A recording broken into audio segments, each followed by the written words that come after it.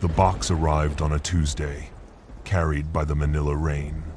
It was small, wrapped in brown paper and twine, smelling of salt, dried fish, and something else. A faint, sweet rot smell that plugged the back of Dr. Marco Reyes's throat. He'd been smelling it in his sleep for 20 years. Marco, once the NBI's star forensic psychologist, the man who dismantled the chosen sons of Rizal cult by diagnosing its leader as a paranoid schizophrenic with a messiah complex, now ran a quiet practice. He specialized in deprogramming. He dealt in logic. He cut the twine. Inside, nestled on a bed of dried thymes, ylang-ylang thymes blossoms, were 2 items. The first was a laminated ID card, smeared with mud. Asterisk, Leo Reyes, MD, Doctors Without Borders. Asterisk, his brother's young, idealistic face grinned up at him. The second was a Times Manica asterisk, a small, hideous doll woven from coconut fronds and black thread. It was bound with strands of familiar, stubborn hair, Leo's hair. A single, rust-caked spike, the kind used for bleeding fighting cocks, was hammered through its woven chest. A note, scrawled on the back of a ferry ticket, lay underneath. Asterisk, Ang utang sa dugo, ay binabayaran sa dugo. Asterisk, a blood debt is paid in blood. Logic fled. The past slammed into him, humid and suffocating. He saw his times, Lola times, grandmother, her face streaked with terror. The flickering times, Sulo asterisk, torches of the villagers. The times albulario, times pointing a gnarled finger and screaming the word. Asterisk, Mangkukulam, asterisk, witch. They had barely escaped. He and his family, forced from their home, his grandmother branded, her life ruined by a lie. Now, that lie had swallowed his brother. Marco Reyes was going back to the place he'd sworn to erase. He was going back to Isla de Sombras. The Island of Shadows was not on any map a tourist would read. The ferry from the mainland was a pre-war rust bucket that smelled of diesel, swine, and human sweat. As the jagged, jungle-choked peaks of the island ripped through the morning mist, Marco felt the humidity latch onto him like a living thing, a second skin of wet wool. He was the only passenger who wasn't a local. The others, small-time farmers and fishermen, watched him with flat, incurious eyes that missed nothing. Paranoia was the island's primary currency. The dock at the main village, Barrio Ocaso, was a rickety assembly of rotting planks. The air hung thick with the cloying sweetness he'd smelled from the box, stronger now a mix of overripe mangoes, stagnant water, and funeral flowers. A man in a khaki uniform that was 2 sizes too large and damp with perspiration met him at the pier. He was stout, with a surprisingly soft handshake. "Dr. Reyes," the man said, his voice a low, weary rumble. "I am Chief Basa." The mainland office radioed ahead. "I am very sorry about your brother." "Where is he, Chief?" Marco's voice was dry, clipped. Basa sighed, mopping his neck with a dirty handkerchief. This is a difficult place, Doctor. We have no resources. The Basa people, they have their own laws." He gestured toward the jungle. "Leo, your brother, he was a good man. Too good, perhaps. He did not understand the way things are." "The way things are?" "He saved many children from the fever," Basa said, leading Marco toward a dilapidated jeep. "But when the times Tuyo asterisk drought came, and the fish did not, the children of Barrio Punta, they fell sick. Leo called it cholera. His medicines worked. Bassa paused, kicking a stone. But Tandang Sela, she said it was a curse. That Leo's white medicine angered the Times Dewata, Times, spirits of the sea. She said he times brought the sickness by offending the old ways. Tandang Sela, Marco said. The name felt like gravel in his mouth. The Times Albulario Asterisk. She is the island, Bassa said, his eyes avoiding Marco's. She is healer, judge, priestess. What she says, the people believe. And you? Marco asked. What do you believe, Chief? Bassa gave a humorless laugh. I believe in what I can see. And what I see is that your brother made an enemy of a very powerful woman. Then, he went to her barrio to reason with her. He never came back. He was kidnapped. He times vanished, asterisk. Bassa corrected gently. The jungle, it takes people. Or, he lowered his voice, the sea. There is no body, Dr. Reyes. No witnesses. Just superstition. He looked genuinely defeated. My hands are tied by Time's Kulam asterisk. He seemed the perfect ally. A rational, frustrated man, trapped in a world of backward belief. He offered Marco a room at the small municipal building, for your own safety, and promised to share everything he found.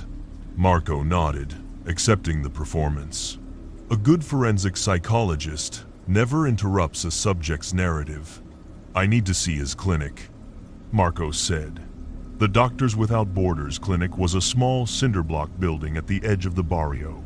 The door had been torn from its hinges.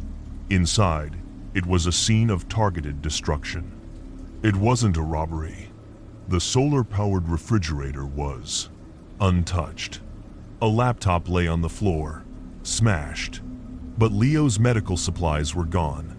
Not stolen, times destroyed, asterisk. Vials of antibiotics were shattered, bags of saline slashed, sterile gauze soaked in kerosene. But the most disturbing was the pharmacy. The shelves of amoxicillin and paracetamol were overturned. In their place, arranged in neat, ritualistic piles, were local herbs, dried starfish, and bundles of knotted string. Her people, Bassa spat, gesturing at the mess. She is sending a message that her Times Oracion, Times, prayers, are stronger than his science. Marco knelt, ignoring the fetishes. His eyes scanned the floor. He wasn't a doctor, but Leo was. He'd taught Marco bits and pieces. He looked past the chaos and saw a pattern. Sela's followers had destroyed the cures, but they had left the diagnostic tools. A microscope lay intact. Test kits were scattered, but usable. Asterisk. She isn't afraid of his science. Asterisk, Marco thought, a cold knot tightening in his gut. Asterisk. She's afraid of his results. Asterisk. He picked up a small leafy branch. What is this? Bassa squinted. Asterisk, bunga bunga. Asterisk, a simple weed. Gives a bad rash if you touch it. We call it devil's ivy. Marco's mind was racing. The reports Leo had sent. Asterisk, severe dermatological distress. Respiratory involvement. Mimicking smallpox. Asterisk, the curse. Sela cured at Barrio Punta. Marco said. What did it look like? Terrible, Bassa said. Sores. Weeping skin. Fever. Sela said it was the Times Haplosni Capre times the touch of the Oga. Or, Marco said, crushing the leaf. A simple, non-supernatural case of mass poisoning. A population intentionally exposed to a powerful irritant, like this. And Leo, with his microscope, was about to prove it. Bassa stared at him. Poison? Why? Why does any monopolist eliminate the competition? Marco said. He looked at the ransacked clinic, The ritualistic staging. This wasn't a warning. This was narrative warfare. Sailor wasn't just killing a rival. She was turning his science into her. Blasphemy. I'm going to see her, Marco said. That is a bad idea, Doctor. She will not see you. She'll see me. Tandang Sela held court in the center of the barrio market. She wasn't hidden in some dark hut. Her power was in the open, woven into the fabric of daily life. She sat on a low stool, a wisp of a woman in a faded Times borrowed saya, asterisk, her skin the color and texture of dried tobacco. She was surrounded by women selling fish, by children playing, by the thwack, thwack, thwack of butchers. And yet, a 10-foot circle of absolute silence and stillness surrounded her. When Marco approached, the market sounds didn't just quiet, they ceased. The butcher's knives hung in the air. He stopped at the edge of her circle. She didn't look up, concentrating on grinding a black paste in a stone Times Almayer's asterisk. You are not welcome here. Son of the Times, Kulam asterisk, she said, her voice a dry rustle. The direct hit. She knew, of course she knew. Her spirits, her vast network of spies would have reported his arrival, his name, his bloodline, before his foot ever hit the dock. I'm here for my brother, Leo, Marco said, keeping his voice level. The key was to project detached authority, not emotional grievance. Your brother? Sela finally looked up. Her eyes were not the eyes of a mystic. They were sharp, intelligent, and utterly devoid of empathy. They were the eyes of a predator. He belongs to the island now. He tried to steal its soul, so it took his. He was a doctor. He was healing people. He was a fool. She hissed, slamming the pestle down. He brought chemical poisons in needles. He told people the Times Dewata Times were just bacteria. He cut the roots of their belief. And when you have no roots, you die. You mean, when Times are not in control, asterisk, they Times die. She smiled, a spiderweb of wrinkles. Control? I do not control the typhoon, Doctor. I just tell people when to tie down their roofs. I am a listener. And the island told me your brother was a disease. I am the... She was a genius. Not a mystic. A Times sociopath asterisk. She'd built a closed system. She created the curses, toxins, then sold the cures, antidotes, or placebos. She wasn't just a healer. She was an extortionist, a drug lord, a psychological terrorist. Asterisk Kulam Times was her brand, and fear was her marketing budget. My grandmother, Marco said, the words thick, was also a healer.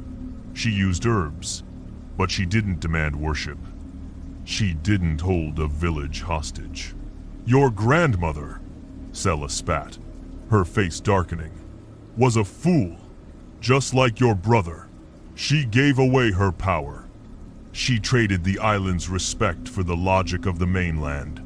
And when the Times' real-time sickness came, the one she Times couldn't cure, who did the village blame? The one who failed them. It was a confession. She was admitting to the Times tactic asterisk. Frame the competition, isolate them, brand them. Where is he? Marco demanded, his control slipping. Go home, Dr. Reyes, she said, turning back to her mortar. The island is already digesting your brother. Stay, and it will digest you, too. She held up a small fetish, identical to the one in the box. A blood debt must be paid. As he walked away, the market noise resumed, but it felt different. It felt coordinated. Every eye on him was an accusation. Every whisper, a verdict. That night, the real magic began. He found a dead rooster, its throat cut, hanging from the doorknob of his room at the municipal building. Inside, the room was thick with a cloying smoke, burning from a small clay dish under his bed. He kicked it over, scattering the embers. His NBI training kicked in. Analyze. The smoke was sweet, tangy. He felt a sudden wave of dizziness, a floaty, detached feeling. His heart hammered. He smashed the window, gulping the humid night air. A mild hallucinogen, something derived from times datura asterisk perhaps, or times pithecylobium asterisk, enough to induce paranoia, to make him doubt his senses. He barricaded the door, but he knew it was useless. The curse wasn't a single event. It was a campaign. The next day, the water from the tap tasted of metal. The rice he bought from a vendor tasted of ash. He stopped eating, subsisting on the protein bars he'd packed, drinking only from the bottled water he'd brought from the mainland. He felt constantly watched. He times constantly watched. Children followed him, their games stopping when he got close. Women whispered and made signs to ward off the evil eye as he passed. He was being psychologically isolated, stripped of safety, support, and sensory certainty. Sela was running a classic cult induction playbook on him. Break him down, make him doubt his own reality. He went to Bassa. The chief was, as always, sympathetic and useless. "This is her way, Doctor," Bassa said, wringing his hands. "It is a war of the mind. I have no police officer who will dare arrest her. They fear for their children, for their souls." "She's not a spirit, Bassa. She's a toxicologist. The woman in the market who wouldn't sell to me. The fishermen who refused to rent me a boat. They're not bewitched. They're times terrified, asterisk. She's a crime boss." "Then she is a crime boss who cannot be arrested," Bassa said. "I am sorry. Maybe you should go. For your own safety." Not without Leo. Marco left, the performance of Basa's helplessness ringing false. It was too clean. Sela controlled every aspect of this island. The market, the fishermen, the children. Why wouldn't she control the police? The thought hit him like a physical blow. Asterisk. My hands are tied by Kulam. Asterisk. It was a lie. He wasn't times frustrated times by Sela's power. He was times protected times by it. Marco spent the rest of the day in a high-stakes surveillance game. He abandoned his room. He moved through the jungle, circling the barrio, watching, just as his NBI training taught him. He wasn't a psychologist now. He was a hunter. At dusk, he saw it. Chief Bassa left the municipal building, not in his jeep, but on foot, heading down a small, unmarked trail. He was met on the trail by two of Sela's enforcers, the same men who had been guarding her in the market. They didn't threaten him. They times deferred times to him. Bassa handed one of them a small, sealed bag, a supply drop. Marco followed, his blood cold. The trail wound deep into the limestone hills, a brutal landscape of sharp rocks and tangled vines. The air grew thick, the sweet, sickly smell of the times a long time so strong it was nauseating.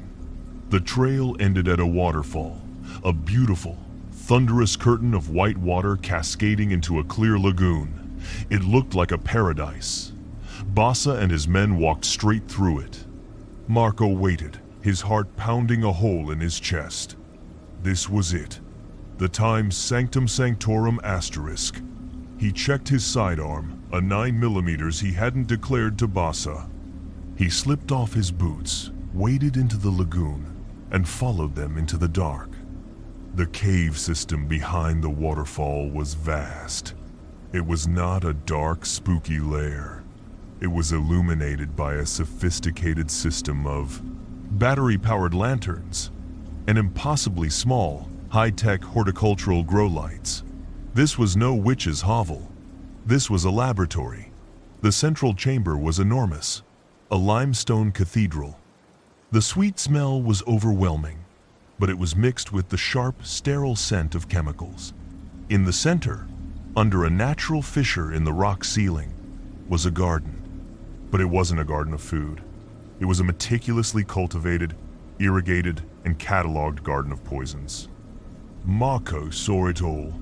Neat rows of thymes, datura thymes, trumpet flower, asterisk cerbera odolum thymes, the suicide tree, asterisk caladium thymes, angel wings, and dozens of local flora he couldn't name.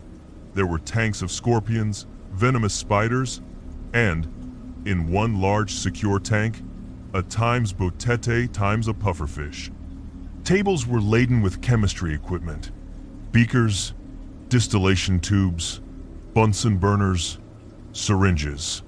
This was Sayla's magic factory, and on a raised platform at the far end of the cave, illuminated by a single stark spotlight, was her masterpiece. Leo. He was sitting upright in a large rattan chair, his arms lashed to it. He was awake, his eyes wide and screaming with terror, tracked Marco's movement. He couldn't speak. He couldn't move. A thin line of drool ran from his slack jaw. A beautiful display, is it not? Sayla's voice echoed from the shadows. She stepped into the light, followed by Basa and his two officers, their sidearms drawn. Tandang Sayla, Basa said, his voice no longer weary but sharp, commanding. He found the garden. He was led times to the garden. Asterisk, Anak, asterisk, Sayla said, patting her son's cheek. Asterisk, Anak, asterisk, son. The twist of the knife was absolute. The false ally, the enforcer, the man who handled the bodies, covered the poisonings, and made challengers disappear. The curse, Marco said, his voice shaking, staring at Leo. A masterpiece, Sayla agreed. A delicate balance. Enough times tetrodotoxin times, from the times butete times, to induce total paralysis. Just enough times datura times to ensure he is awake and terrified. But the genius, she beamed, is the times anti-venom asterisk. I am the only one who has it.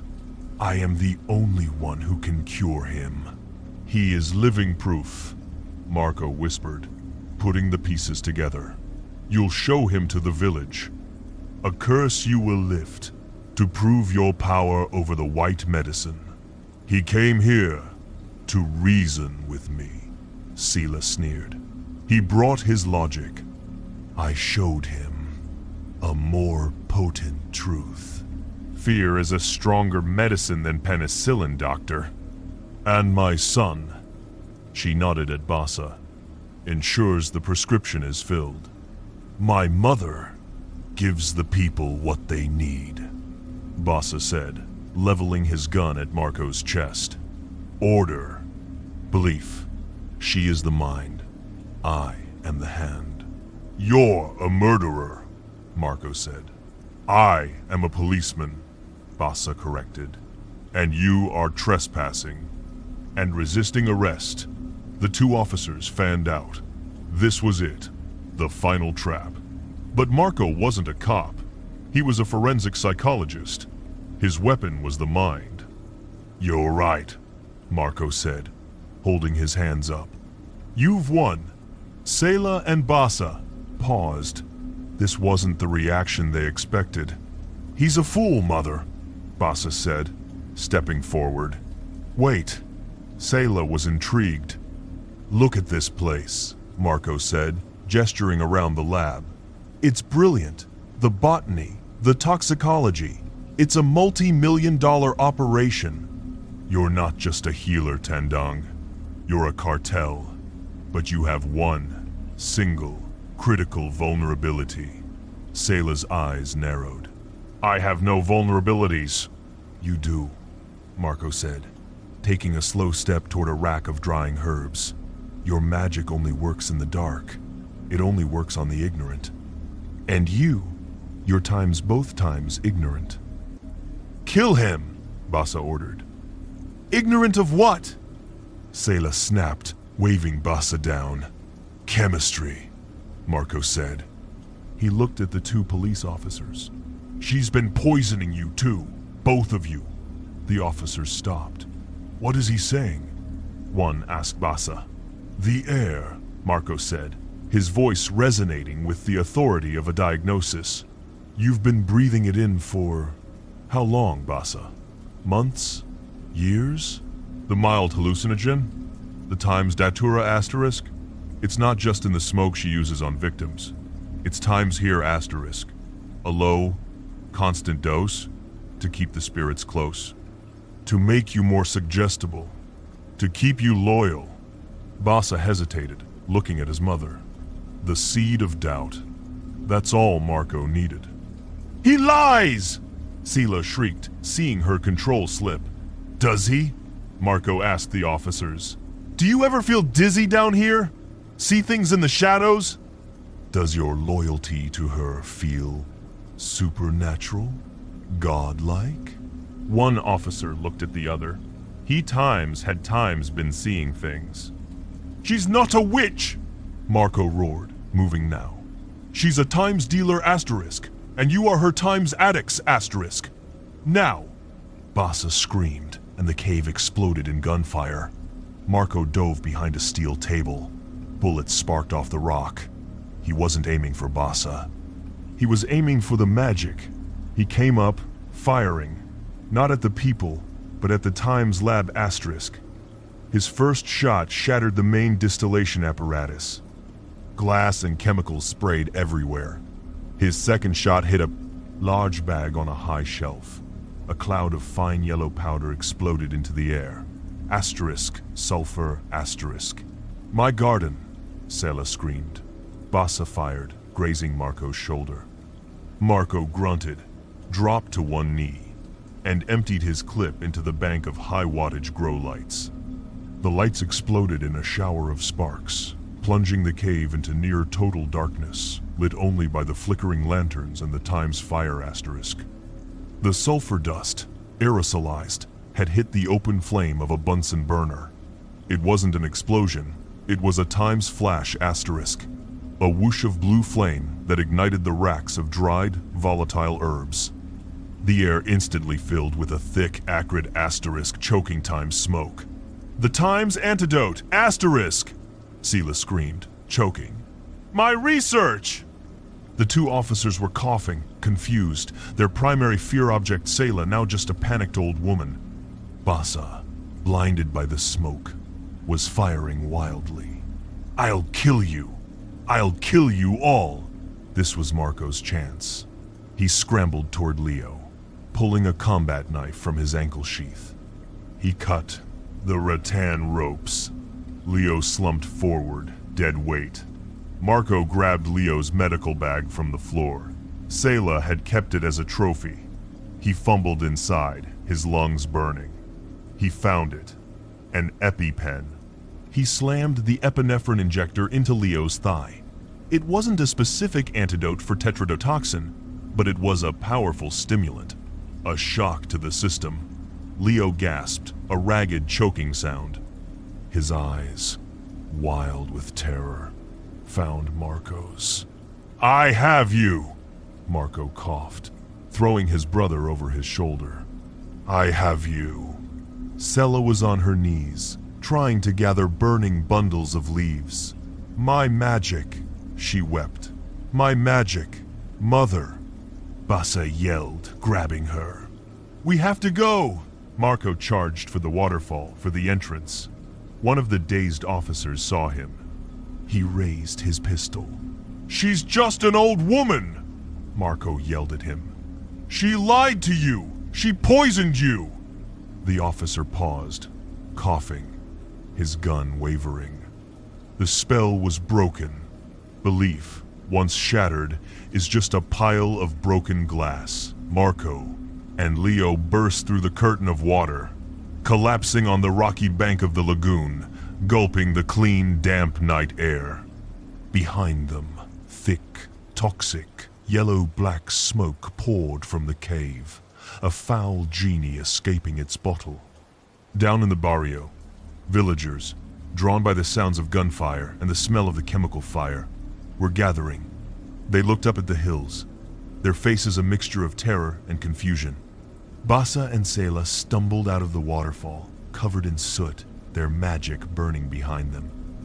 Bassa, seeing Marco, raised his pistol. But it was too late. The villagers were watching.